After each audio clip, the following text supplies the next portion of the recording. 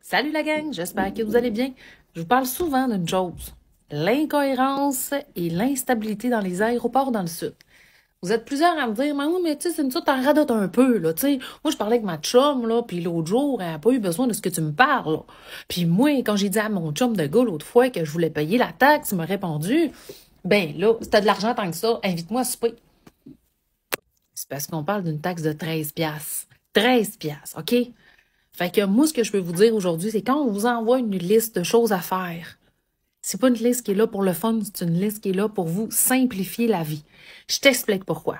Une fois sur deux, tu risques de te faire demander ton étiquette. Si tu l'as pas, tu vis un mauvais moment. Exactement comme si on te demande la taxe puis tu l'as pas faite, ou si on te demande ton arrivcan puis il est pas fait.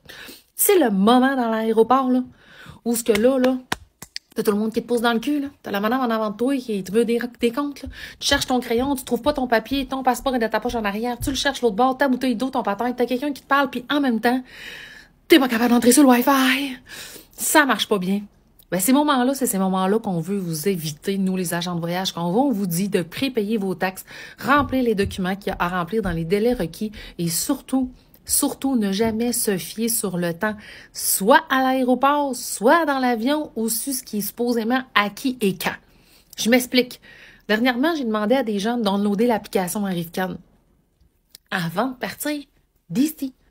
Rendu là-bas, ils m'ont dit, ah, bon, c'est pas grave, là, je pensais que j'allais le faire là-bas, c'est pas bien grave. Bon. Bref, pour toutes sortes de raisons, on n'a pas été capable de faire son Arrivcan. Puis quand on a demandé au client la confirmation par courriel, lui, le courriel, c'était pas dans son cell, c'était dans sa tablette, donc ça n'a pas été possible de le faire.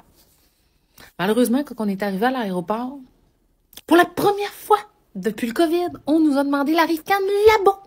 Pas ici, là-bas. Tu sais, quand tu t'attends de pouvoir le faire papier en arrivant, parce que oui, exceptionnellement, ça peut arriver pour certaines personnes qui ont de la difficulté avec la technologie qu'on puisse le faire papier.